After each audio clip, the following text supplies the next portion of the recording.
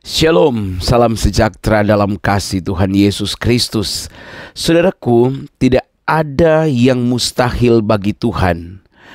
Istri dan orang tua, ayah yang sangat keras, yang sangat khusyuk sekali, yang menolak bertahun-tahun diinjili, bertahun-tahun anaknya memberitakan kebenaran kepada ayahnya, menolak percaya kepada Tuhan Yesus Kristus. Namun suatu kesempatan, suatu ketika, suatu waktu, ayahnya sendiri yang menyatakan dan bersaksi bahwa Yesus Kristus adalah Tuhan Allah yang benar, dan dia memberi diri dibaptis, dan kemudian istrinya juga melakukan hal yang sama, padahal istrinya adalah seorang yang sangat taat, khusyuk sekali, ya, orang tuanya juga dari keluarga dan lingkungan yang sangat-sangat agamais sekali. Namun bagaimana orang tua dan keluarga istrinya ini bisa mengizinkan anak mereka untuk percaya kepada Yesus Kristus? Mari kita ikuti kesaksian berikut ini.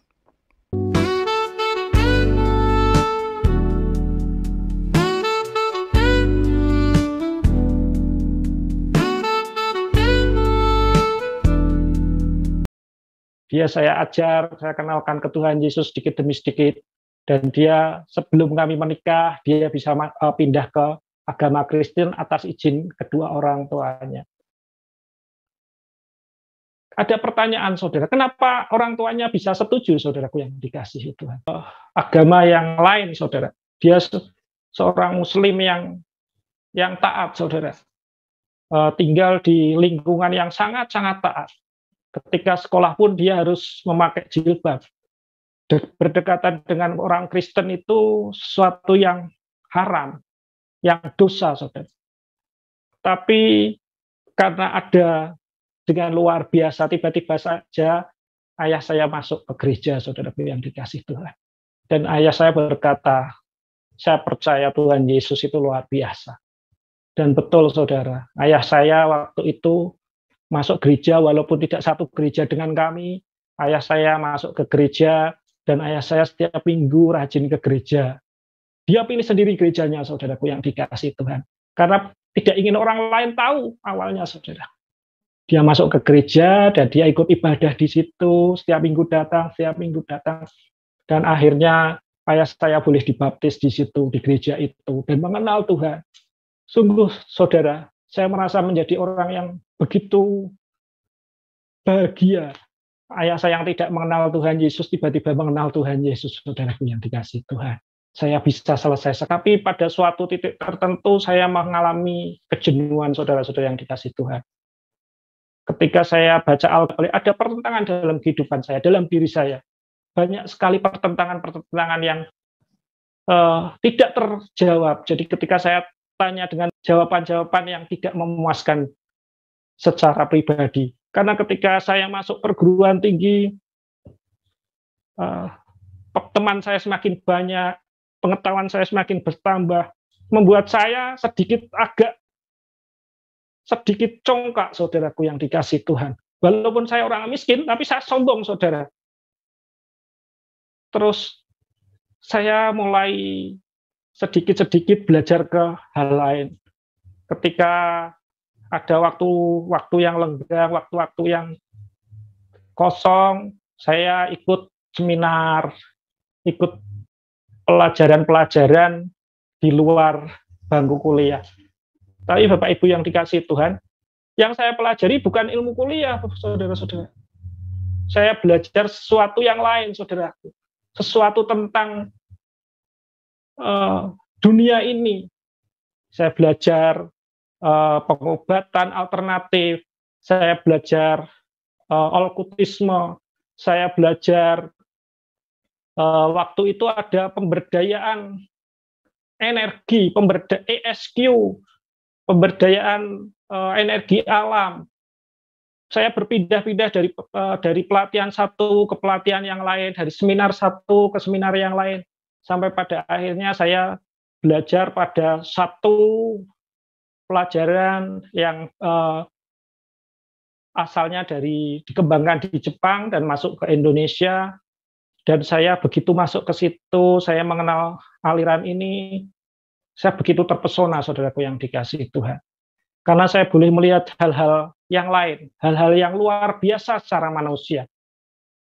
Di waktu itu saya tetap berpikiran bahwa itu adalah kuasa Tuhan yang luar biasa, yang ajaib. Saya tetap katakan Tuhan yang ajaib, Tuhan Yesus itu luar biasa. Saya saksikan di gereja bahwa Tuhan Yesus itu luar biasa. Saya seorang Kristen bisa diizinkan menikah dengan seorang wanita Muslim. Dan ketika calon istri saya ini saya tanya, mau kamu menjadi orang Kristen? Dia katakan, dia mau dan bersedia, saudara yang dikasihi Tuhan.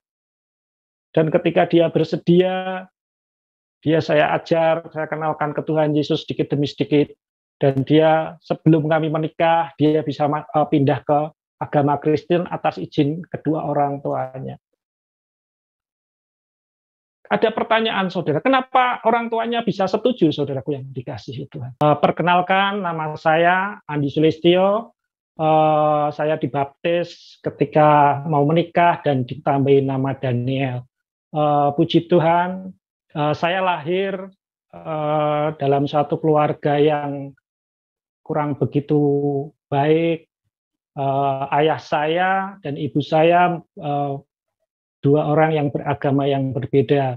Ayah saya dibesarkan di lingkungan keluarga Tionghoa dengan agama nenek moyang yang begitu kental, sedangkan ibu saya seorang Jawa dengan penganut aliran kepercayaan. Dalam kehidupan kami begitu sangat kekurangan. Waktu ayah saya menikahi ibu saya adalah istri yang ketiga. Jadi ketika saya lahir, tinggal di dalam sebuah rumah kontrakan yang kecil, yang bukan milik kami. Jadi selalu berpindah-pindah waktu saya dilahirkan. Dan ketika saya SD, sepanjang ingatan saya dibesarkan di sebuah rumah kecil, hanya tempat untuk berteduh dan menghangatkan badan. Terbuat dari getek, kalau orang Jawa ngomong. Jadi dari bambu yang dianyam, terus dindingnya dilapisi dengan kertas, dicat dengan kapur yang diencerkan. Jadi sehingga kelihatan bersih, tapi itu terbuat dari bambu. Rumah yang kami tempati itu bukan rumah, itu sebuah kandang ayam. Kandang ayam yang sudah tidak terpakai, dan karena kami tidak punya rumah, kami tinggal di tempat itu. Berukuran 4x6 yang disekat menjadi 3 bagian, 1 bagian untuk kamar depan, tengah, dan belakang untuk dapur. Kehidupan saya waktu kecil begitu sangat kekurangan. Bapak saya seorang bapak yang secara manusia tidak bertanggung jawab, kurang bertanggung jawab. Dia tidak memiliki pekerjaan yang pasti, setiap hari berjudi, temperamennya begitu keras, begitu kasar.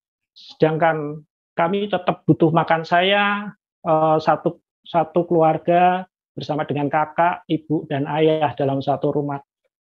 Kami tinggal berempat di tempat yang begitu kecil, dan kehidupan kami ditopang oleh ibu kami yang bekerja, berjualan bubur, pecel di pasar, di emperan pasar, seminggu 3 kali. Kalau di tempat kami itu ada pasaran, jadi ibu saya itu jualan ketika pasaran saja. Jadi setiap hari Selasa, Kamis, dan Minggu, tidak setiap hari jualan.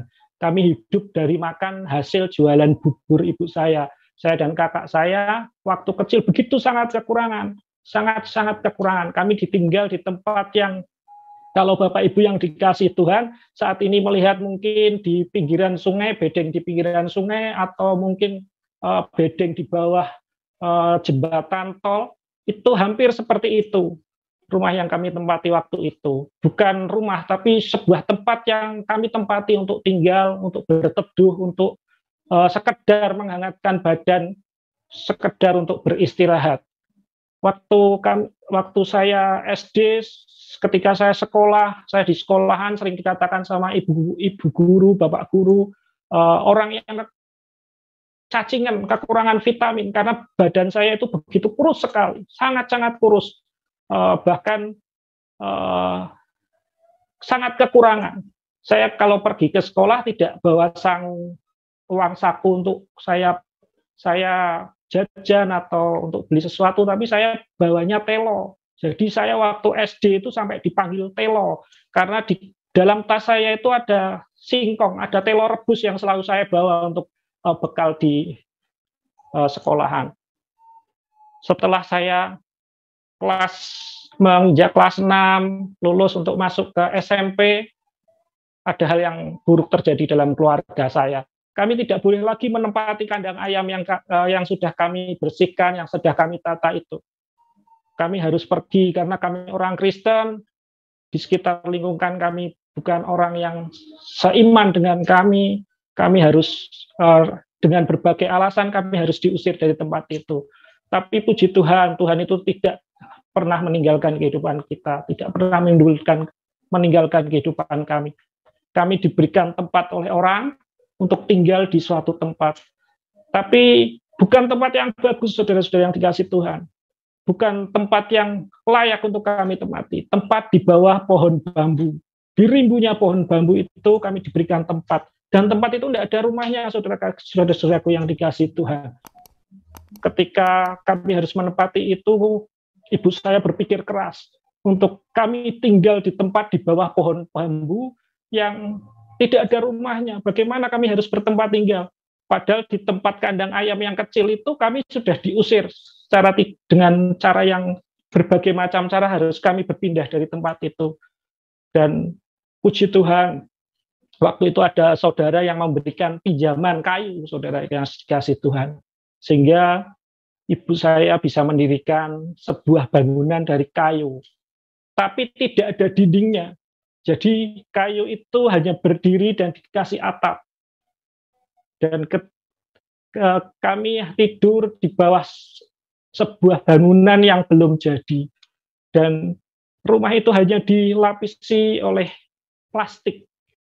Jadi plastik yang ditempel-tempel agar kami sebagai anak-anak ketika tidur tidak kedinginan dan angin tidak menerpa kami. Begitu susahnya kehidupan kami. Kami tinggal di lantai tanah, di rumah yang hanya terbuka, hanya tiang-tiang yang berdiri dan dikasih plastik mengelilingi kami. Begitu susahnya kehidupan kami. Tapi ketika kehidupan kami yang susah itu, saya melihat seorang ibu yang begitu luar biasa. Ibu saya setiap minggu sore tetap berangkat ke gereja, tetap ikut ibadah, dan rajin kalau ada persekutuan doa, beliau datang. Saya waktu masih kecil selalu diajak, digendong kadang, karena kalau dari rumah untuk pergi ibadah di gereja itu jaraknya kurang lebih sekitar 1-2 kilometer, harus berjalan. Tapi begitu semangatnya ibu, semangat yang luar biasa untuk beribadah. Suatu ketika ibu saya mendengarkan khotbah di gereja tentang perpuluhan. Dan ketika itu ibu saya berusaha untuk mencoba untuk melakukan itu. Dan ketika ibu memasukkan uang waktu itu Rp10.000. Bagi kami Rp10.000 itu sangat besar sekali.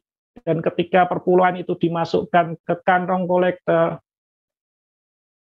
sore harinya Bapak Gembala dan Ibu Gembala itu datang ke rumah kami, mengatakan, apakah ada kesalahan memasukkan uang Rp10.000 itu? Karena begitu susahnya kehidupan kami, begitu kekurangannya kami. Tapi Tuhan tidak pernah meninggalkan. Dengan kami, ibu saya bertekun, Tuhan memberikan sesuatu yang menurut kami tidak mungkin. Di daerah kami, di tempat kami, di desa kami, di tempat di mana kami tinggal, kami orang yang paling miskin, orang yang paling tidak punya. Tidak ada orang satupun yang memperhitungkan. Tidak ada satu orang pun yang melihat kami. Mereka semua menjauh dari kami karena begitu miskinnya kami. Kami begitu susahnya ibu kami. Saudara-saudara menjauh, semua banyak orang menjauh. Hanya anak-anak Tuhan waktu itu yang sering datang. Hanya keluarga-keluarga anak Tuhan yang bersama-sama kami mensupport, berdoa, dan bersama-sama dengan kesetiaan Ibu ke gereja, rajin, betul Tuhan mengubah hidup kami. Tempat di mana kami tinggal di bawah ribunya pohon bambu, yang mana kalau sebelum kami tinggal di situ ada orang yang tinggal di situ tidak berani karena harus melihat berbagai macam godaan, berbagai macam penglihatan yang menurut mereka itu sesuatu yang menakutkan. Tapi ketika kami tempati tempat itu, walaupun dengan awal hanya tiang-tiang dari kayu yang begitu memprihatinkan, Tuhan merubah, menjadikan itu suatu ketika orang yang memiliki tanah di situ menyampaikan kepada kami, tempat itu boleh engkau pakai. Kalau engkau punya uang, engkau boleh titipkan sedikit-sedikit untuk engkau beli. Puji Tuhan, sampai dengan beberapa waktu Ibu bisa menyisihkan sedikit-sedikit untuk memberikan uang kepada orang yang memiliki tanah di bawah rimbunnya pohon bambu itu. Dan saya tetap sekolah seperti biasa. Walaupun banyak hal, banyak ejekan dari sana-sini, saya tetap semangat. Saya rajin ke gereja, tetap rajin ibadah. Dan saya melihat, ketika saya melihat ibu saya bekerja seperti itu, di dalam hati ada sesuatu, apakah saya ini memiliki masa depan? Kehidupan kami begitu susah. Apa mungkin saya bisa sekolah lebih tinggi? Apa mungkin saya bisa sekolah lebih lagi dari ini? Ketika saya sekolah di SMP, saya bersyukur, wow, saya bisa luar biasa. Saya merasa sukacita banget, sangat-sangat bersukacita. Saya bisa bersekolah SMP. Luar biasa, saudaraku yang dikasihi Tuhan. Bahkan memikirkan saja waktu itu tidak mungkin bagi kami. Karena untuk makan saja, kami satu keluarga makan sisa dari jualan ibu. Jadi ketika hari Selasa jualan, sisanya kita makan sampai dengan hari Rabu. Ketika Kamis jualan, sisanya kita makan Jumat dan Sabtu. Ketika Minggu jualan, sisanya kita makan untuk hari berikutnya. Itu terus-menerus. Tapi berjalannya waktu, saya bisa sekolah sampai dengan SMP selesai. Begitu selesai SMP, ada satu permasalahan lagi. Apakah saya harus melanjutkan atau apakah saya bisa melanjutkan sekolah lagi? Di situ ada pergumulan yang luar biasa. Saya berdua dengan kakak, sama-sama orang yang pengen sekolah, pengen bercita-cita yang tinggi, tapi orang tua kami tidak mampu. Tapi ibu saya mengatakan, kamu tetap harus sekolah. Tuhan itu luar biasa. Tuhan itu ajaib. Tidak mungkin Tuhan membiarkan kita. Ketika ibu saya mengatakan seperti itu, saya dan kakak saya itu memiliki semangat yang luar biasa. Ibu saya berkata, dengan cara seperti ini Tuhan akan memberkati, pasti akan memberkati. Kami belum melihat apapun, kami belum merasakan apapun berkat dari Tuhan itu. Yang kelihatan nyata, rumah kami masih gede, tempat tinggal kami masih jelek, kami masih tidak mampu. Untuk masuk ke daerah kami tidak ada jalan, jalannya setapak, saudara-saudara yang dikasihi Tuhan. Listrik kami tidak punya. Untuk melihat TV waktu itu zaman ketoprak itu ya, kalau kami sekeluarga mau nonton itu kami harus berjalan sekitar kurang lebih 50 meter ke tempat tetangga, dan nontonnya itu ngintip dari depan rumah. Kalau saudara-saudara yang dikasih Tuhan tahu, dulu ada di depan rumah itu ada jendela nako. Saya, bapak dan ibu dan kakak saya itu kalau lihat itu ngintip dari nako milik tetangga kami itu. Bukan di depan TV, bukan, tapi kami mengintip dari nako yang dibuka sedikit. Begitu susahnya kehidupan kami waktu itu. Tapi berjalan waktu kemudian sampai saya bisa lulus SMP, saya pengen sekolah, tapi tidak mampu. Secara manusia saya tidak mampu. Tapi ibu saya mendorong, kamu harus sekolah, kamu harus sekolah. Dan saya waktu itu pergi untuk mencari sekolahan, di mana sekolahan yang bisa nanti kalau ketika saya sekolah, saya lulus sekolah, saya bisa langsung kerja. Dan akhirnya saya bisa masuk ke sekolah kejuruan di kota, saudaraku yang dikasih Tuhan. Bukan di desa, di kota. Jarak dari rumah saya sampai ke sekolahan itu kurang lebih 45 kilometer. Ketika saya mendaftar sekolah itu, saya malu, saudaraku yang dikasih Tuhan. Takut.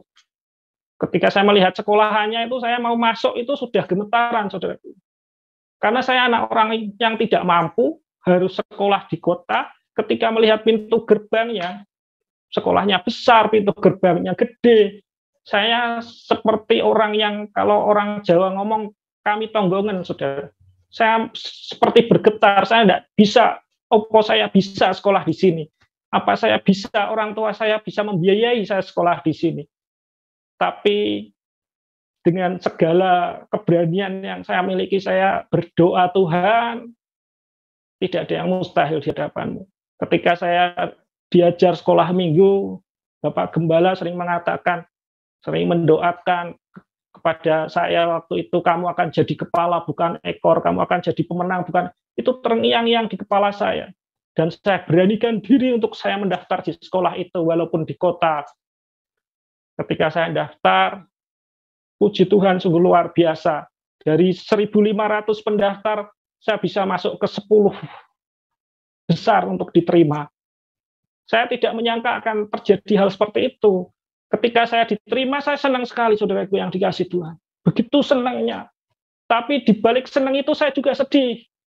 Karena ketika saya diterima, saya harus bayar sekolah. Saya harus, kalau ke sekolah, saya harus, jaraknya itu 45 kilo, kalau perjalanan zaman waktu itu 1 jam sampai 1,5 jam. Saya berpikir, apa ya, orang tuaku mampu untuk membiayai aku sekolah? Apa orang tuaku mampu untuk aku bisa belajar di tempat itu? Tapi ibu saya meyakinkan ke saya waktu itu, kamu tetap harus sekolah, apapun yang terjadi. Apapun yang terjadi, kamu harus sekolah. Dan saya mulai masuk sekolah. Ketika sekolah, waktu itu saya setiap hari itu tidak diberikan uang saku untuk saya jajan, tapi hanya uang untuk perjalanan saja. Jadi untuk berangkat ke sekolah dan pulang. Itu hanya untuk biaya ongkos sampai sekolah. Dan di sekolah saya tidak pernah jajan waktu itu. Kecuali kalau olahraga itu ibu memberikan sedikit tambahan uang untuk beli es. Dan itu saya jalani selama 3 tahun ketika saya sekolah. Dan ketika saya lulus sekolah, saya merasa sukacita yang luar biasa. Saya merasa Tuhan itu Tuhan yang terbaik, sangat terbaik. Begitu luar biasanya Tuhan dalam hidup saya. Saya seorang anak bakul bubur, bisa sekolah di kota, sampai selesai di sekolah yang menurut ukuran saya sekolah yang bagus, karena sekolah negeri, sekolah yang termasuk di urutan yang baik, sekolah kejuruan yang baik, yang menjanjikan siswanya ketika keluar bisa langsung kerja. Begitu luar biasa waktu itu. Saya melihat bahwa Tuhan itu sangat-sangat luar biasa, sangat ajaib. Yang tidak mungkin ketika saya masuk sekolah banyak orang mengejek kami. Allah paling 3 hari, 1 minggu, 1 bulan sudah selesai, nggak mungkin lanjutkan. Mereka mengejek kami, Allah paling belok engkas mogol, nggak mungkin melanjutkan sekolah, karena sekolah di tempat, di kota itu biayanya mahal. Tapi Tuhan itu, Tuhan yang saya ikuti itu bukan Tuhan yang biasa. Tuhan yang memberikan pengharapan yang luar biasa. Apa yang tidak pernah saya pikirkan, apa yang tidak pernah saya angan-angan, Tuhan berikan. Saya bisa sekolah dengan selesai. Dan itu pun terjadi dalam kehidupan kakak saya. Kami berdua jadi orang, walaupun kami sekolah, kami diejek. Tetap diejek karena orang tua kami tidak mampu. Anak bakul bubur kok kepengen sekolah dur-dur. Anak bakul bubur kok kepengen sekolah yang jauh, apalagi di kota. Itu sesuatu yang mustahil bagi kami. Tapi Tuhan menjadikan itu kenyataan. Ketika saya lulus SMK, saya menandatangani kontrak untuk bekerja. Karena ketika melihat ibu saya bekerja seperti itu, saya merasa ingin jadi orang yang bisa membantu keluarga, untuk membiayai kehidupan keluarga. Tapi ibu saya waktu itu menangis, kamu tidak boleh bekerja, kamu harus sekolah, kamu harus melanjutkan sekolah. Saudara-saudara Miracle TV yang saya kasih, ketika seorang anak melihat ibunya susah, apa mungkin untuk tetap meminta untuk biaya sekolah? Ketika itu ada pertempuran luar biasa dalam diri saya, ada sesuatu yang bingung saya waktu itu. Saya harus seperti apa? Apakah saya harus sekolah atau saya harus bekerja? Ibu saya menangis waktu itu. Kamu harus sekolah. Walaupun aku hanya seorang bakul bubur, aku dodolan seminggu ping telu, kamu tetap harus sekolah. Kasih Tuhan itu luar biasa. Tuhan tidak akan membiarkan kita. Ibu saya berkata seperti itu. Dan dengan pikiran manusia, waktu itu saya memberikan syarat, saudara. Begitu anak yang tidak, menurut saya pemikiran saya sekarang, anak yang kurang berbakti, di sekolah kok malah jaluk syarat. Waktu itu saya mengajukan syarat bertujuan agar ibu saya tidak bisa memenuhi syarat itu. Dan ketika saya menyampaikan itu, kalau ibu tidak bisa memenuhi syarat, saya tidak bisa sekolah, saya jadi kerja, jadi membantu ibu. Karena saya tahu, ibu saya, rumah kami saja dari getek, papan tembel-tembelan. Sekolah, kok anaknya pengen kuliah, uang dari mana? Tapi ketika ibu memaksa, saya memberikan syarat, oke. Waktu itu syarat yang saya minta itu syarat yang tidak masuk akal, saudara.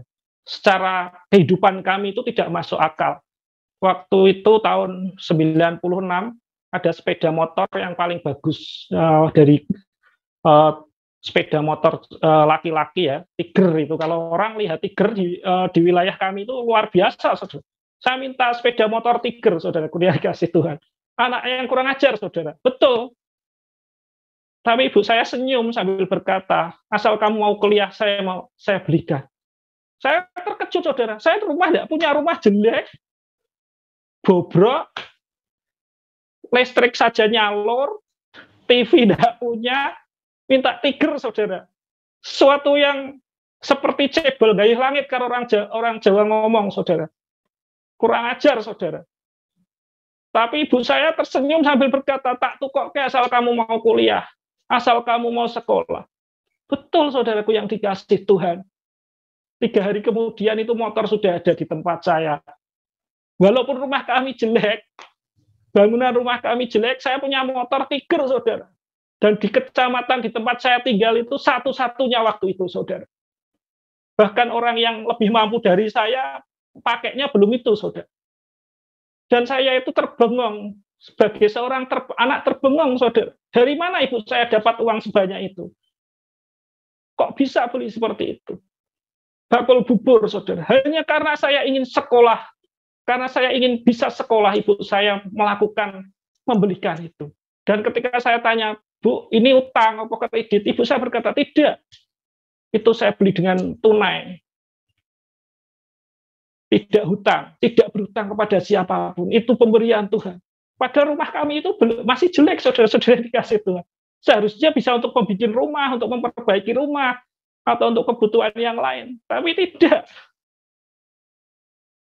Dan saat itu saya merenungkan betapa kasih seorang ibu itu luar biasa. Ibu saya berkata, ini bukan aku yang memberikan, ini Tuhan yang memberikan. Kamu harus menyaksikan kemurahan Tuhan. Kamu harus memperlihatkan bahwa Tuhan Yesus itu luar biasa. Betul, saudara. Ketika itu saya terus mendaftarkan untuk sekolah di perguruan tinggi, di sebuah akademi, dan saya masuk di sana dan saya boleh belajar. Saya tidak berpikir uangnya dari mana, saudara. Tapi Tuhan selalu adakan melalui ibu saya. Dan saya sampai secara manusia sebagai anak, saya sok bingung, sok gumun sendiri, dari mana itu. Padahal penghasilan satu-satunya di keluarga kami hanya ibu yang jualan bubur. Jualannya pun di sebuah lincah, bukan di rumah makan, bukan di restoran, bukan di warung yang gede, hanya lincak yang ukurannya 1,5 meter kali 1 meter, saudaraku yang dikasih Tuhan. Dan ketika saya belajar, saya tetap rajin ke gereja, tetap semangat ibadah. Tapi ketika saya mengenal dunia perkuliahan, dan ketika saya belajar Alkitab terus-menerus, ketika di gereja ada pendalaman Alkitab, saya ikut. Tapi pada suatu titik tertentu saya mengalami kejenuhan, saudara-saudara yang dikasih Tuhan. Ketika saya baca Alkitab, bolak-balik, ada pertentangan dalam kehidupan saya, dalam diri saya. Banyak sekali pertentangan yang tidak terjawab. Jadi ketika saya tanya dengan Bapak rohani saya, jawaban-jawaban yang tidak memuaskan secara pribadi. Karena ketika saya masuk perguruan tinggi, teman saya semakin banyak, pengetahuan saya semakin bertambah, membuat saya agak sedikit congkak, saudaraku yang dikasih Tuhan. Walaupun saya orang miskin, tapi saya sombong, saudara. Terus saya mulai sedikit-sedikit belajar ke hal lain. Ketika ada waktu yang lenggang, waktu-waktu yang kosong, saya ikut seminar, ikut pelajaran-pelajaran di luar bangku kuliah. Tapi Bapak Ibu yang dikasih Tuhan, yang saya pelajari bukan ilmu kuliah, saudara-saudara. Saya belajar sesuatu yang lain, saudaraku. Sesuatu tentang dunia ini. Saya belajar pengobatan alternatif, saya belajar okultisme, saya belajar waktu itu ada pemberdayaan energi, ESQ, pemberdayaan energi alam. Saya berpindah-pindah dari pelatihan satu ke pelatihan yang lain, dari seminar satu ke seminar yang lain, sampai pada akhirnya saya belajar pada satu pelajaran yang asalnya dikembangkan di Jepang dan masuk ke Indonesia. Dan saya begitu masuk ke situ, saya mengenal aliran ini, saya begitu terpesona, saudaraku yang dikasih Tuhan. Karena saya boleh melihat hal-hal yang lain, hal-hal yang luar biasa secara manusia. Di saat saya belajar di situ, saya tetap ke gereja, saudara. Saya tetap rajin minggu ke gereja, ada doa, saya tetap gereja. Tapi di sisi lain, saya belajar sesuatu yang lain, saudaraku yang dikasih Tuhan. Ada dua hal yang saya pelajari waktu itu. Karena di tempat yang lain yang saya belajar itu, mengizinkan agama apapun untuk belajar, mengizinkan siapapun untuk belajar. Di situ saya memiliki kepercayaan diri yang tinggi, yang lebih dari orang lain ketika saya belajar itu. Ketika semakin tinggi, saya merasa orang yang memiliki kemampuan yang luar biasa. Saya bisa melakukan banyak hal dengan pelajaran itu. Dan ketika saya selesai kuliah, saya bisa menyelesaikan sekolah di akademik dengan baik dan selesai. Saya bersukacita. Bersukacita Tuhan itu luar biasa. Seorang anak bakul bubur bisa selesai kuliah. Di situ saya melihat sesuatu yang luar biasa. Tidak cuma saya bisa selesai kuliah, saudaraku yang dikasih Tuhan. Ayah saya yang begitu tidak pernah memperhatikan saya secara pribadi, tidak pernah mencukupi kehidupan kami. Bahkan ayah saya waktu itu tidak begitu mengenal Tuhan, tidak pernah ke gereja, tidak tahu. Walaupun kami Kristen, dia tetap hidup dengan caranya. Jadi saya walaupun punya ayah, saya seperti tidak punya ayah. Dan ketika saya selesai di perguruan tinggi, saya diwisuda dengan luar biasa. Tiba-tiba saja ayah saya masuk ke gereja, saudaraku yang dikasih Tuhan. Dan ayah saya berkata, saya percaya Tuhan Yesus itu luar biasa. Dan betul, saudara, ayah saya waktu itu masuk gereja, walaupun tidak satu gereja dengan kami. Ayah saya masuk ke gereja, dan ayah saya setiap minggu rajin ke gereja. Dia pilih sendiri gerejanya, saudaraku yang dikasih Tuhan. Karena tidak ingin orang lain tahu awalnya, saudara. Dia masuk ke gereja dan dia ikut ibadah di situ, setiap minggu datang, setiap minggu datang. Dan akhirnya ayah saya boleh dibaptis di situ, di gereja itu, dan mengenal Tuhan. Sungguh, saudara, saya merasa menjadi orang yang begitu bahagia. Ayah saya yang tidak mengenal Tuhan Yesus, tiba-tiba mengenal Tuhan Yesus, saudaraku yang dikasih Tuhan. Saya bisa selesai sekolah. Sungguh luar biasa, aduh, saudara. Suatu yang ajaib, seorang anak bakul bubur yang paling miskin di kampungnya bisa selesai kuliah, saudaraku yang dikasih Tuhan. Secara manusia saya memiliki kesombongan yang luar biasa, saudara. Walaupun saya tahu ini berkat dari Tuhan, saya mengakui ini berkat dari Tuhan, tapi saya begitu jumawa, saudara. Saya bisa selesai sekolah, anak bakul bubur saya bisa sekolah. Saya begitu angkuhnya, saudaraku yang dikasih Tuhan. Tapi begitu selesai di wisuda, saya kembali merasakan sesuatu yang tidak nyaman. Karena begitu selesai kuliah, saya tidak bisa dapat kerja, saudaraku yang dikasih Tuhan. Saya harus lontang-lantung, saya harus ke sana ke sini, mencari pekerjaan tidak dapat, melamar ke sana tidak diterima, melamar ke sini tidak diterima. Sedangkan ibu saya tetap dia seperti biasanya jualan dan jualan. Saya tetap ke gereja, saudaraku yang dikasih Tuhan. Tapi ketika pada titik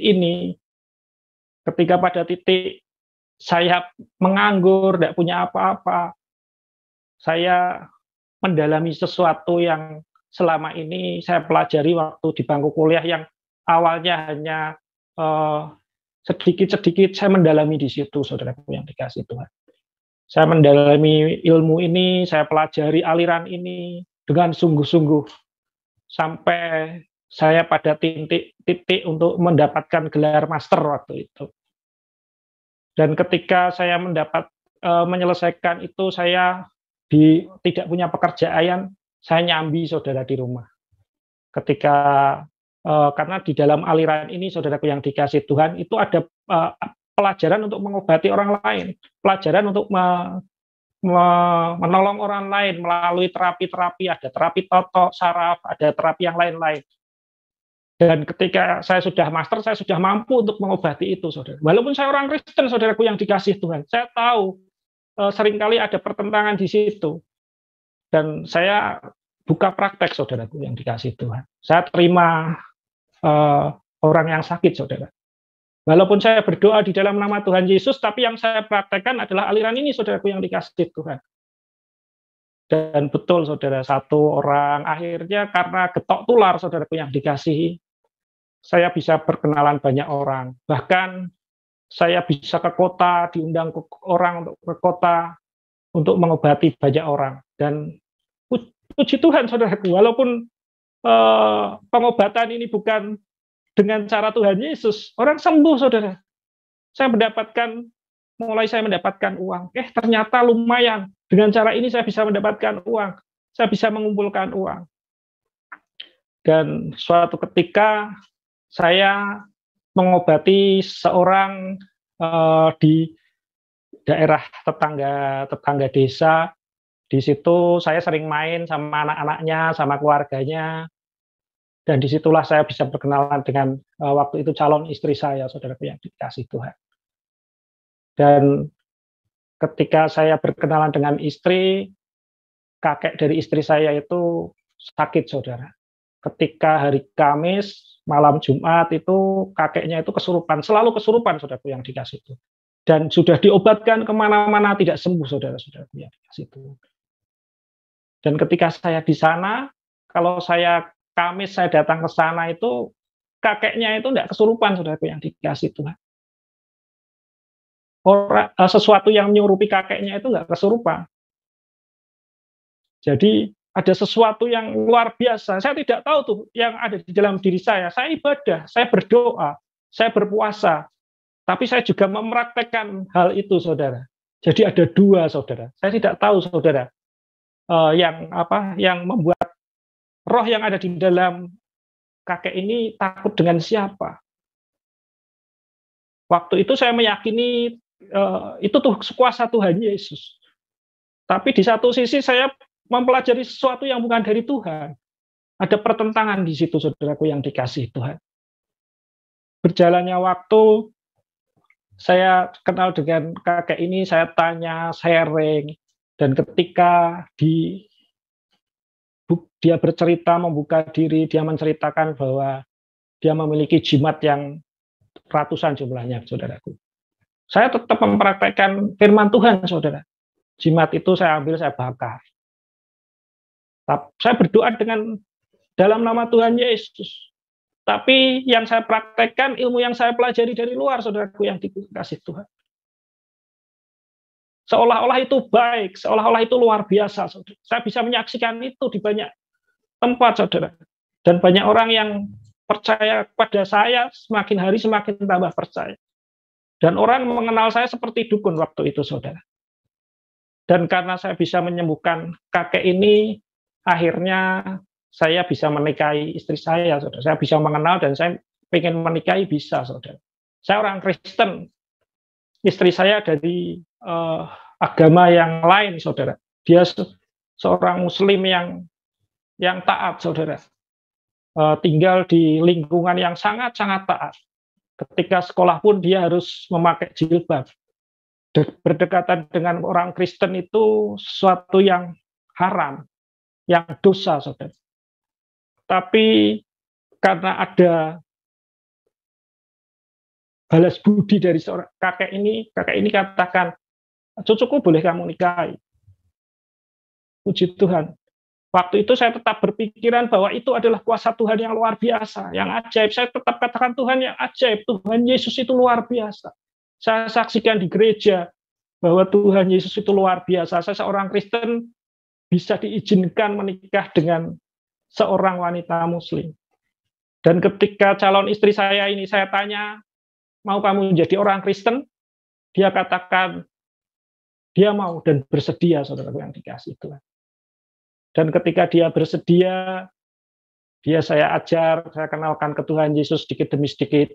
Dan dia sebelum kami menikah, dia bisa pindah ke agama Kristen atas izin kedua orang tuanya. Ada pertanyaan, saudara, kenapa orang tuanya bisa setuju, saudaraku yang dikasihi Tuhan? Selain saya mengobati kakeknya, ada satu hal yang luar biasa.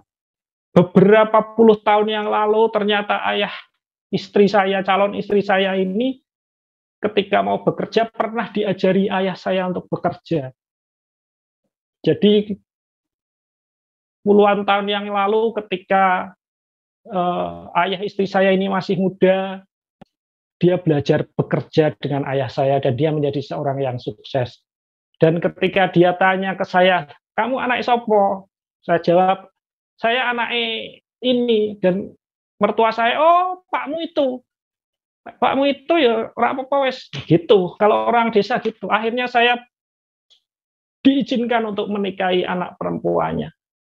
Tapi tidak semudah bayangan saya, saudaraku yang dikasih Tuhan. Ketika saya mau menikah, saya harus minta izin ke Pak RW, Pak Kadus untuk kalau kita mau menikah itu kan ada surat, ada pengantar, saudaraku yang dikasih Tuhan. Mereka langsung menolak, saudaraku yang dikasih Tuhan. Mereka dengan terang-terangan menolak, tidak diizinkan, saudara. Pak RW, Pak RT tidak ngasih surat keterangan untuk istri saya menikah waktu itu. Bahkan mereka datang ke tempat calon mertua saya, mengatakan ke calon mertua saya bahwa Bapak ini salah, anaknya murtad nanti jadinya, Pak. Mosok anaknya boleh diizinkan untuk menikah dengan orang Kristen. Diceramai berbagai hal, saudara. Banyak penghalang, saudara. Waktu itu ketika saya mau bikin surat tidak diizinkan, saya awalnya sempat bingung, saudaraku yang dikasih Tuhan. Saya pulang, malamnya saya berdoa, Tuhan, kalau memang Tuhan izinkan dia menjadi istri saya, Tuhan akan mempermudah ini. Tapi kalau memang Tuhan tidak diizinkan, Tuhan lalukan Tuhan. Saya begitu rohani Tuhan, saudaraku yang dikasih Tuhan.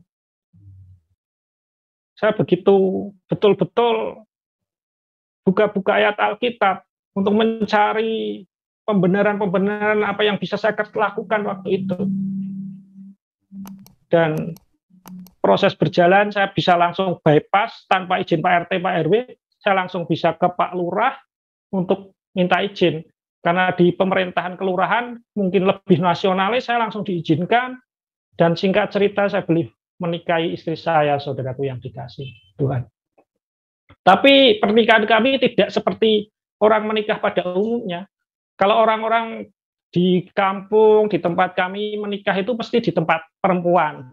Atau mungkin kalau anak-anak Tuhan menikahnya di gereja. Saya tidak, saudara. Saya menikah di tempat saya. Jadi istri itu saya bawa ke rumah untuk menikah di tempat saya dengan cara Kristen, di hadapan hamba Tuhan, tapi di rumah saudaraku yang dikasih Tuhan. Dan keluarga mereka boleh datang untuk menyaksikan pernikahan kami, saudara. Saat itu saya merasa orang yang paling berbahagia, saudara. Secara rohani saya bangga, saya bisa memenangkan seorang wanita muslim, saudara. Wanita yang taat, beragama, yang sekolahnya sekolahan berlatar belakang agama yang begitu kuat. Saya bisa memenangkan jiwa, saya bisa menjadikan dia orang Kristen, menjadikan istri saya mengenalkan Tuhan Yesus kepada seseorang. Secara rohani saya merasa luar biasa, Tuhan, saya memenangkan satu jiwa. Saya menjadikan satu jiwa baru menjadi milik Engkau. Secara rohani seperti itu, saudara. Orang-orang yang lain pun melihat seperti itu. Mereka tidak mengerti bahwa prosesnya itu banyak hal yang harus saya alami. Yang luar biasa, yang ada dua hal yang berbeda. Yang satu rohani Kristen, yang satu saya mempelajari sesuatu yang bukan Kristen, saudara. Walaupun itu tidak menyebut nama Tuhan, tidak ada bacaan, tidak ada sesuatu yang disembah, tapi itu bukan anak Tuhan, saudara. Itu bukan Kristen, saudara. Saya sampai terobsesi, saudara. Karena saya menganggap apa yang saya percaya ini tidak melanggar Alkitab, tidak melanggar firman Tuhan. Saya tetap mempraktekkan ajaran ini, saudara. Aliran ini tetap saya praktekkan sampai saya menikah selesai. Ketika saya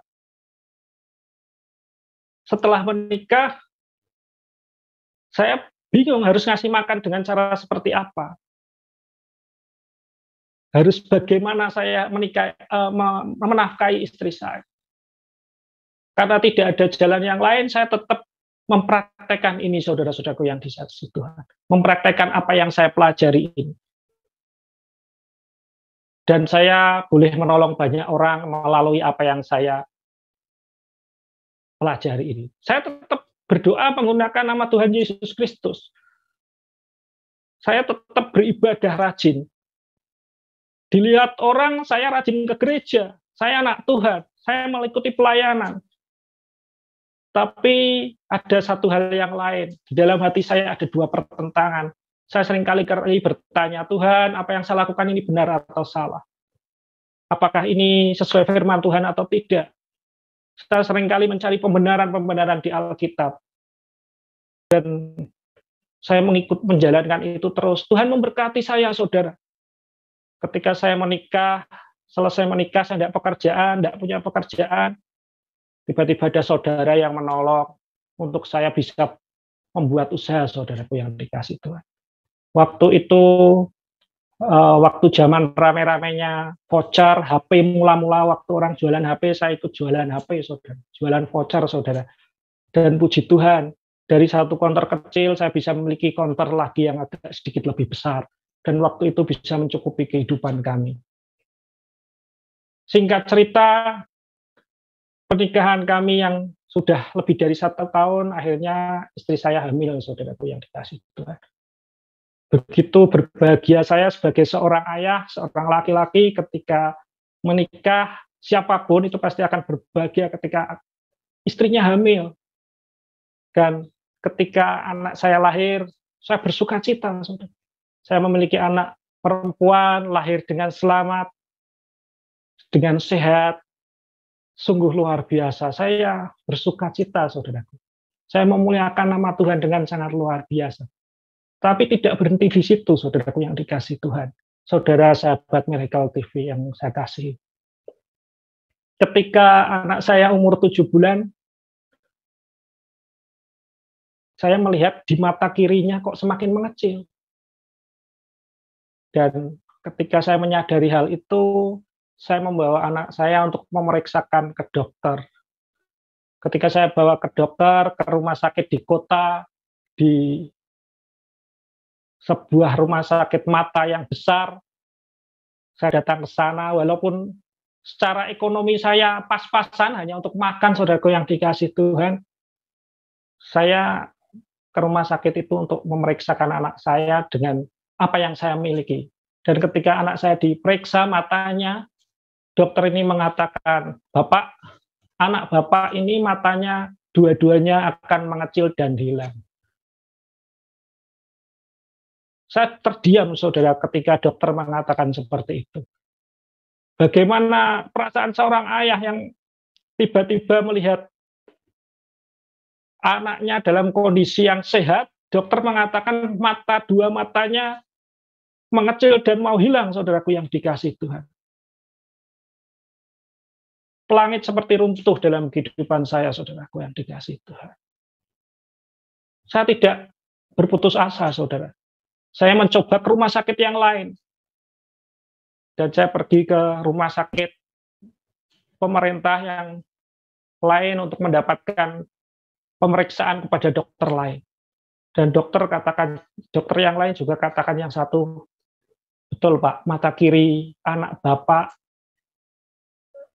akan hilang. Ketika dokter yang satu, saya berharap ketika pergi ke dokter yang pertama untuk memeriksakan anak saya agar diobati, dokter mengatakan kedua matanya mau hilang, saudaraku yang dikasih Tuhan. Dan ketika saya ke dokter yang kedua, dokter ini sedikit memberikan harapan ke saya. Ternyata dokter ini ngomong, Pak, ini mata kirinya mengecil dan mau hilang. Jadi harus dilakukan operasi dan perlu dicek. Betul, saudaraku yang dikasih Tuhan. Setelah dicek, ternyata di dalam darah anak saya mengandung toksoplasma. Dan virus ini membuat mata kiri anak saya mengecil dan mau hilang, saudaraku yang dikasih Tuhan. Dan ketika saya tahu bahwa mata kiri anak saya harus dioperasi, harus diambil lensanya, harus diambil kotoran infeksi yang ada di dalam matanya, saya termenung, saudara. Saya tidak punya uang, saudara, yang dikasih Tuhan. Dengan biaya apa saya harus operasi untuk anak saya? Ketika saya pulang, saya di rumah ngomong sama istri, saya menangis, saudara. Saya bersujud di kaki Tuhan. Tuhan, kenapa seperti ini terjadi, Tuhan? Ketika Tuhan menjadikan saya dari orang miskin, menjadikan saya bisa sekolah, bisa berhasil, bisa menjadi manusia yang hidup, yang awalnya tidak memiliki harapan untuk hidup. Ketika itu saya merasa hancur, saudara-saudara. Punya anak perempuan, satu umur 7 bulan, matanya mau hilang, saudara. Bagaimana, saudara? Hancur semua, saudara. Saya merasa seperti tercabik-cabik. Langit seperti runtuh dalam kehidupan saya, saudara. Waktu itu saya menangis, saudara. Saya tidak bisa tidur satu malam, saudara. Saya betul-betul menangis. Saya pegang Alkitab, saya buka Alkitab, saudara. Saya baca Alkitab, saudara. Saya bolak-balik Alkitab, saya cari ayat-ayat. Ya apa itu, saudara? Apa yang ingin Tuhan sampaikan ke saya? Dan malam itu saya begitu sakit ketika saya sering mengobati orang sembuh. Saya sering menolong orang sembuh. Tapi ketika anak saya sakit, saya tidak bisa melakukan apa-apa. Bahkan saya tidak bisa bertindak apa-apa, saudaraku yang dikasih Tuhan.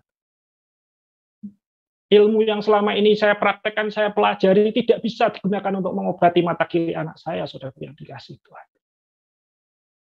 Di situ saya betul-betul menjadi anak yang tidak berdaya dan sangat-sangat tidak berdaya. Tidak bisa apa-apa. Saya menangis. Dan saya katakan sama Tuhan, Tuhan, kalau ini kesalahanku, Tuhan, ampuni Tuhan. Malam itu juga saya minta ampun, saudara.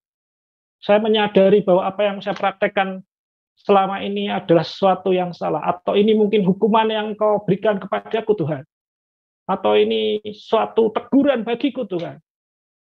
Saya berdoa, saya katakan pada itu. Saya katakan pada diri saya dan saya berdoa pada Tuhan seperti itu, saudaraku yang dikasih. Dan ketika saya buka Alkitab, saya baca di Ayub, kitab Ayub, di situ saya boleh merasakan suatu kesejukan, saudaraku yang dikasih Tuhan. Mungkin saya akan sedikit bacakan, ini Pak Franky bisa bantu saya untuk di kitab Ayub 2, Ayub 2 mungkin Pak Franky. Iya. Di Ayub 2 ayat yang berapa ya? Ayatnya yang saya bacakan saja. Tetapi jawab Ayub kepadanya, engkau berbicara seperti perempuan gila. Apakah kita mau menerima yang baik dari Allah, tetapi tidak mau menerima yang buruk? Ayat ini masih menjadi pembenaran bagi saya, saudaraku yang dikasihi Tuhan. Jadi ayat di dalam Ayub ini masih memberikan pembenaran kepada saya. Kalau seringkali kita menerima yang baik, tapi ketika yang buruk kita tidak menerima. Ketika Ayub berbicara dengan istrinya minta Ayub untuk kutuki saja Tuhanmu dan engkau akan mati. Tapi Ayub bisa menguatkan dirinya. Apakah kita mau menerima yang baik dari Allah tetapi tidak mau menerima yang buruk? Dan di situ saya mendapatkan pembenaran, saudara. Mendapatkan suatu sedikit kelegaan. Ketika anak saya matanya harus dioperasi umur 7 bulan, saya mendapatkan pembenaran dari ayat ini, saudara. Tapi waktu itu Tuhan terus berbicara kepada saya. Kamu jadi seorang pengobat alternatif hebat, tapi kamu bukan apa-apa. Kamu tidak bisa apa-apa. Dan malam itu saya memutuskan untuk meninggalkan semua apa yang saya pelajari, saudara. Saat itu saya bersujud, saya berdoa menangis di hadapan Tuhan. Tuhan, ampuni saya, Tuhan. Mulai hari ini Tuhan akan saya lepaskan, saudara. Akan saya lepaskan apa yang pernah saya pelajari, apa yang pernah saya ketahui selain daripada Tuhan itu tuh akan saya lepaskan. Dan malam itu saya memutuskan untuk betul-betul meninggalkan apa yang pernah saya pelajari semasa saya duduk di bangku kuliah, saudaraku yang dikasihi Tuhan. Karena apa, saudara? Sudah mentok, saudara. Ketika kita mentok, betul-betul mentok, kita akan, saya waktu itu betul-betul mentok, saudara. Sudah tidak mampu. Bagaimana saya harus merubah mata kiri anak saya? Apakah saya harus memindah mata saya untuk dipindahkan ke dia? Dia seorang anak perempuan. Kalau matanya hilang, dia, maaf kata, saudara, jadi PC, saudara. Tapi saya masih percaya bahwa Tuhan Yesus itu ajaib. Dan ketika saya malam buka sambil menangis, saya buka Alkitab, banyak ayat-ayat Alkitab yang menguatkan saya. Walaupun dengan menangis, saya percaya Tuhan Yesus yang merubah saya dari orang yang miskin, orang yang tidak berarti, yang tidak punya harapan, anak seorang bakul bubur yang menjadikan saya bisa sekolah, bisa memiliki banyak hal, bahkan yang mustahil. Dan saya percaya hari itu juga Tuhan akan mengubah anak saya, akan mengobati anak saya. Dan di umur 7 bulan ini, itu anak saya harus dioperasi di sebuah rumah sakit, saudara, untuk diambil lensa mata kirinya. Jadi pupil mata kiri anak saya itu diambil, saudara yang dikasih itu. Jadi tidak punya pupil, saudara, mata kiri anak saya. Dan dokter yang mengoperasi itu mengatakan, Bapak, ini kalau anaknya sudah sedikit agak dewasa, kalau sudah tidak ada perkembangan matanya, ini harus dioperasi lagi 2 atau 3 kali lagi, Pak, untuk memperbaiki mata kiri anak Bapak. Itu umur 7 bulan, saudaraku. Saya tidak punya uang secara keuangan, saya tidak mampu untuk mengoperasikan anak saya, saudara. Tapi Tuhan luar biasa, Tuhan tetap tolong, saudara. Tuhan tetap mengasihi saya. Saya sudah sering menyakiti Tuhan dengan cara mungkin saya mempelajari hal yang di luar Tuhan Yesus. Tapi Tuhan Yesus masih mengasihi saya, masih tetap peduli, saudara. Saya ingat firman Tuhan waktu itu, ketika saya akan bacakan ayatnya juga,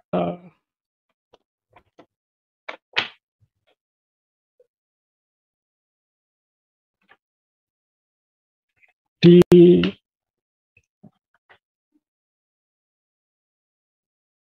1 Raja-Raja 2 ayat 1 Raja-Raja 2 17 ayat 6. Mungkin Pak Franky bisa bantu saya untuk perlihatkan ini. 1 Raja-Raja 2 Baik. 17 ayat 6.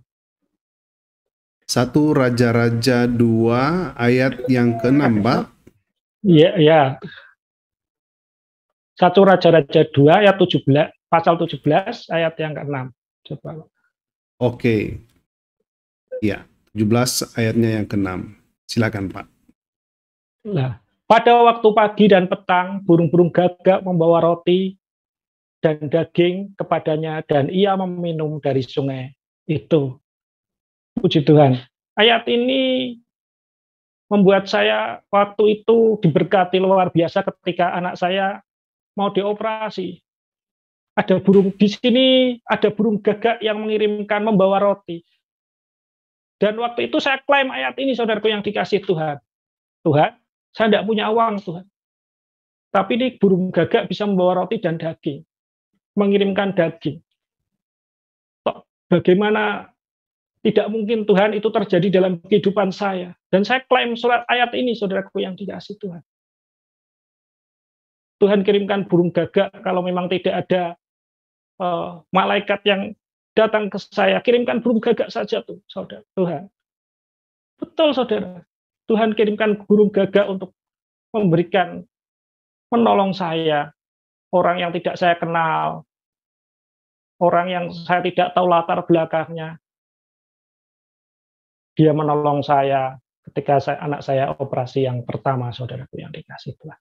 Dan saya saat itu bersyukur, saudara. Di dalam syukur saya masih ada beban di dalam kehidupan saya, saudaraku yang dikasih Tuhan. Sahabat Miracle TV yang saya kasih.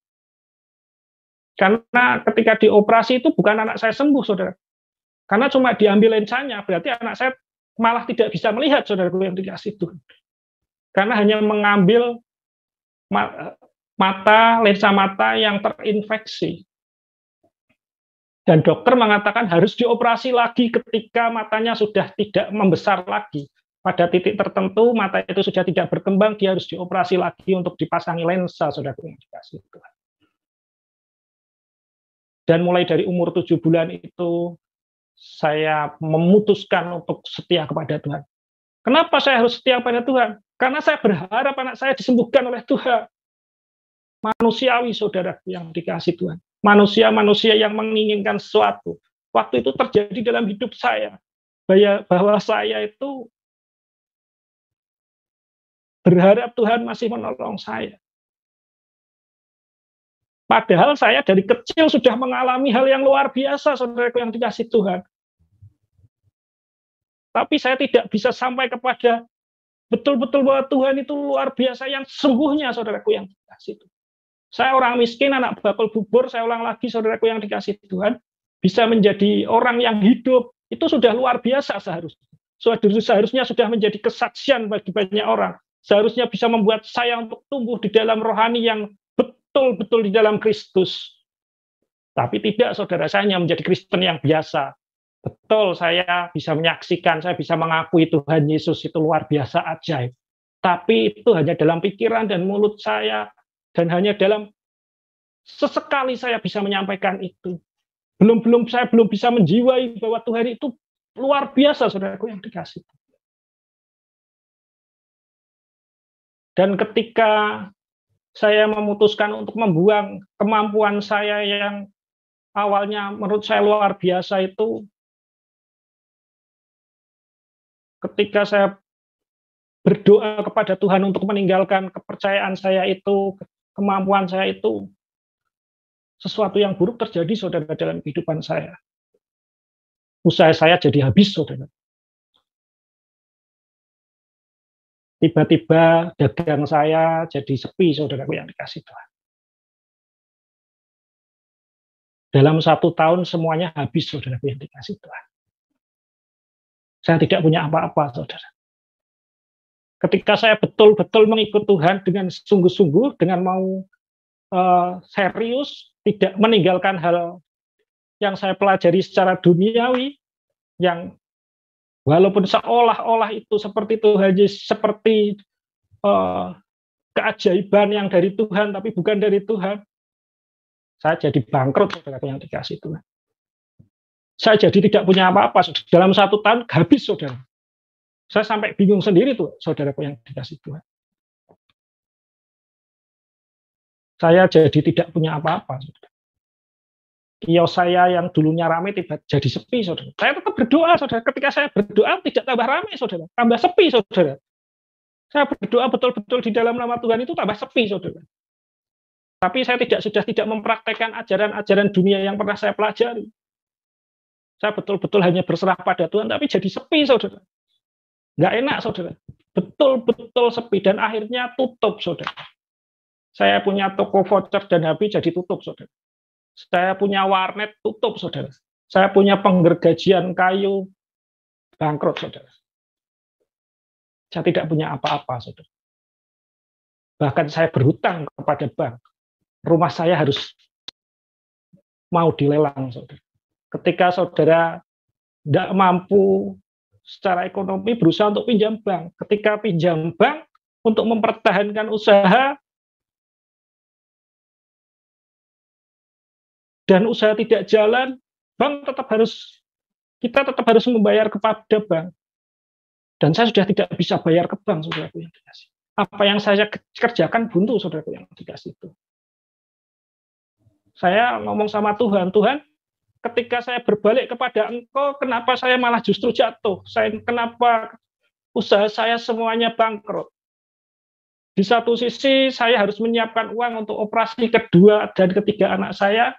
Di satu sisi ketika saya betul-betul mengikut Tuhan, saya malah bangkrut, saudara. Tapi saya tidak mau mundur, saudara. Saya percaya Tuhan itu ajaib. Karena ayat tadi, saudara Ayub, kita menerima yang baik saja mau. Kenapa yang jelek kita tidak mau? Itu masih bertahan di dalam hidup saya. Dan saya sudah memutuskan waktu itu, saya mau ikut Tuhan dengan sungguh-sungguh. Walaupun saya miskin lagi seperti dulu waktu saya kecil, kalau Tuhan mengizinkan, saya akan terima. Keputusan yang menurut saya sangat susah, saudaraku yang dikasih Tuhan. Sampai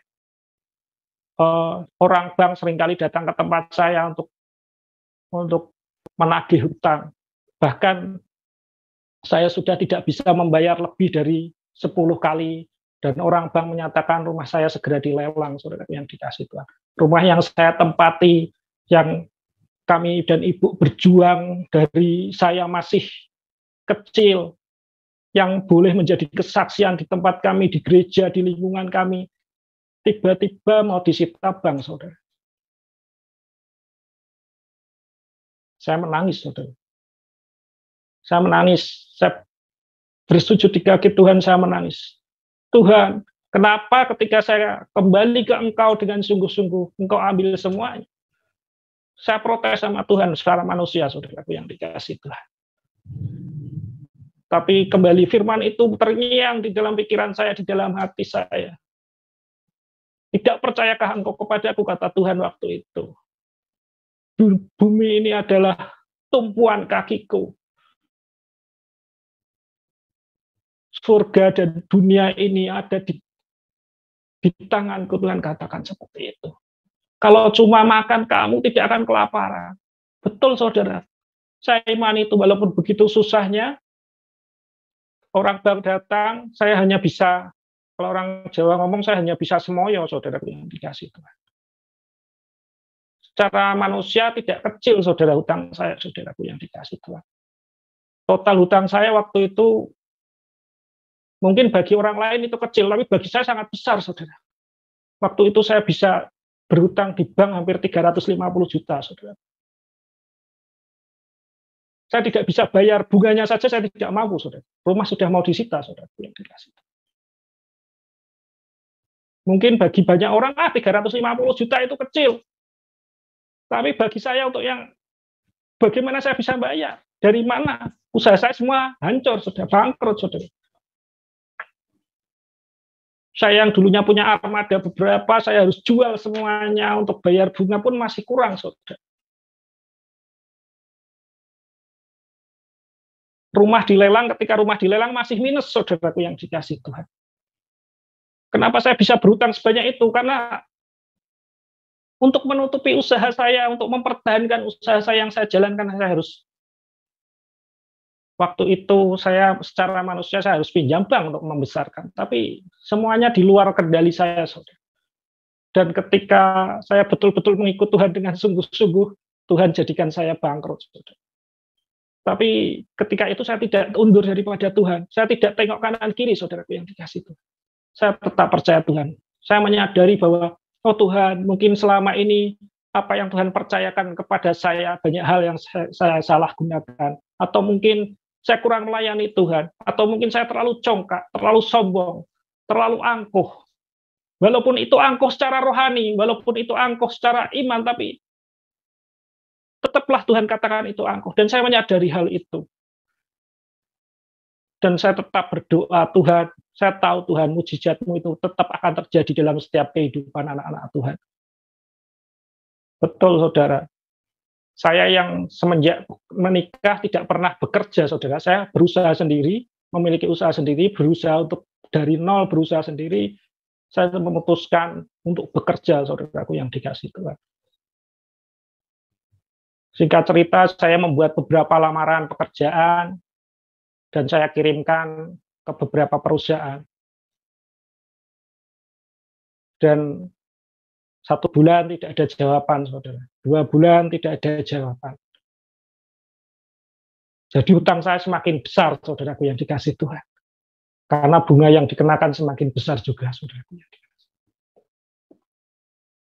Dan ketika 3 bulan saya sudah melupakan lamaran yang saya kirimkan ke perusahaan, tiba-tiba saya dapat panggilan kerja, saudaraku yang dikasihi, sahabat Miracle TV. Saya dapat panggilan dalam sebuah perusahaan, dan ketika datang, ajaib, saudara. Yang lain harus melalui tes, saya tidak perlu tes. Ketika itu, saya langsung diundang oleh seorang di situ, dan mulai hari ini kamu masuk kerja, besok nanti kamu langsung kerja aja. Saya kebengong, saudara. Yang lain harus mengikuti tes, ada psikotes, ada tes wawancara, ada tes macam-macam. Tapi saya tidak, saudara. Saya tidak tahu kenapa tiba-tiba saya dipanggil, terus orang tersebut, sudah kamu besok mulai bekerja. Puji Tuhan, saya bersyukur, saudara. Saya harus, waktu itu saya diterima di sebuah perusahaan, saya menjadi bagian karyawan penjualan tanpa tes, tanpa apa-apa, dan saya saat itu bisa bekerja di sebuah perusahaan otomotif di bagian penjualan, saudara. Ketika saya masuk kerja, saya masih berhutang, saudara. 350 juta lebih, saudaraku yang dikasih Tuhan. Dan saya bersyukur saya bisa bekerja, saudara. Ketika saya bekerja masuk ke dalam perusahaan itu, saudaraku yang dikasihi Tuhan, dari rumah ke tempat pekerjaan kurang lebih 45 km. Seorang tenaga penjualan ketika masuk ke perusahaan, paling tidak, karena bagian penjualan harus punya motor, saudara. Saya tidak punya motor, saudara. Karena saya bangkrut, saya tidak punya motor. Motor aja saya tidak punya. Saya harus naik angkot untuk ke tempat pekerjaan, saudara. 3 bulan pertama saya harus naik angkot, saudaraku yang dikasih Tuhan. Ketika saya sampai ke perusahaan, kenal beberapa teman, ketika kami harus berkeliling, saya ikut teman, saudara. Dompleng teman, saudara. Baru 3 bulan saya bisa membeli sebuah motor tua untuk saya berkeliling, saudara. Dan puji Tuhan, saudara. Tuhan itu luar biasa, Tuhan itu ajaib. Melalui saya bekerja di sini, saya boleh belajar, saya boleh diajar Tuhan berbagai hal, berbagai pengalaman baru, dan dalam jangka waktu 3 tahun, hutang saya yang 350 juta bisa lunas, saudaraku yang dikasih Tuhan. Suatu keajaiban. Dan ketika saya betul-betul mengikut Tuhan, betul-betul sungguh-sungguh, saya tinggalkan hal dunia yang saya anggap itu luar biasa. Awalnya tidak enak, saudara. Tapi ternyata Tuhan mau jadikan saya lain, saudara. Tuhan mau bentuk saya sesuatu yang baru, saudara yang dikasih Tuhan. Ketika saya jadi tenaga penjualan di perusahaan ini, walaupun tidak menjadi karyawan yang istimewa, tapi Tuhan memberkati saya dengan luar biasa, sangat luar biasa. Dan ketika anak saya tumbuh dewasa, ketika kelas 6 SD harus operasi kembali di sebuah rumah sakit yang ada pengobatan matanya, anak saya harus dioperasi. Ketika saya ke rumah sakit, kebetulan kakak saya yang waktu kecil bersama-sama saya, dia sudah bekerja di situ. Saya tanya ke kakak saya, kira-kira operasi anak saya habisnya berapa? 2 kali operasi, biayanya berapa kira-kira untuk memperbaiki mata kiri anak saya? Dari umur 7 bulan sampai anak saya SD kelas 6, beban dalam hidup saya, saudara. Setiap orang melihat perkembangan anak saya, mata anak saya, orang selalu ejek, saudara. Karena matanya waktu umur 7 bulan itu diambil lensanya, matanya jadi sedikit mengecil, saudara. Dan orang kalau ngejek anak saya, matanya kalau orang Jawa bilang, kero, saudara. Moto kero, saudara. Matanya kecil dan lari ke kanan, saudaraku yang dikasih Tuhan. Bagaimana seorang ayah melihat seorang anaknya, anak perempuannya, matanya mengecil dan kero, saudara. Banyak orang mengejek, saudara. Ketika di sekolah pun anak-anak saya diejek sama teman-temannya, saudara. Dikasih Tuhan. Begitu tersayat hati saya, saudara. Tapi itu beban yang harus saya tanggung. Tapi saya percaya Tuhan itu akan pulihkan. Dan saya mengimani itu terus, saudara. Sampai kelas 6, ketika mau operasi, saya tanyakan biayanya berapa. Kakak saya waktu itu jawab, paling tidak kamu harus siapkan uang sekitar 200 juta, 250 juta. Saya tidak punya uang sebanyak itu, saudara, di kantong saya. Di tabungan saya tidak ada uang sebanyak itu. Karena ketika saya bekerja, saya harus melunasi hutang saya yang begitu banyak waktu itu, saudara. Saya diam, saya jawab kepada kakak saya, oke, saya percaya Tuhan akan siapkan.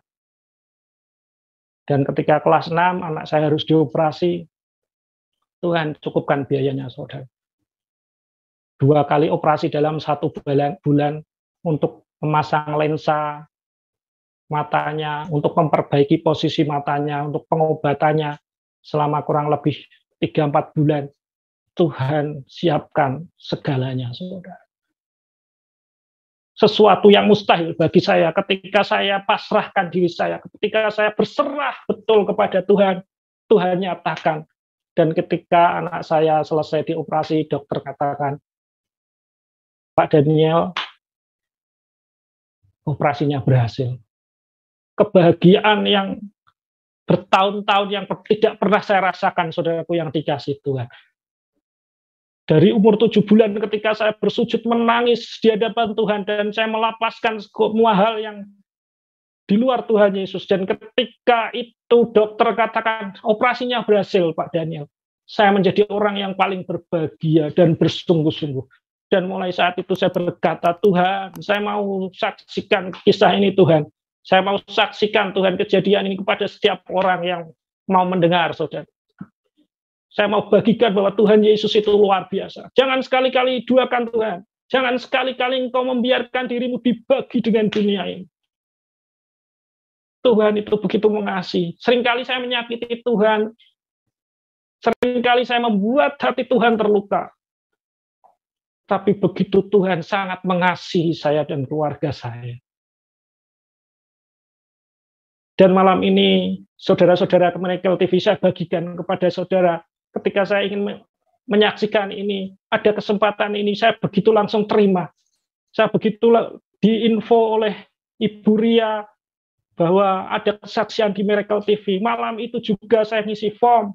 Saya coba untuk menulis sedikit kesaksian. Dan puji Tuhan, ketika pagi hari Bapak Franky menghubungi saya sangat bersuka cita sekali. Saya katakan kepada Pak Franky waktu itu, Pak, satu hari satu orang mendengar saya akan bersuka cita.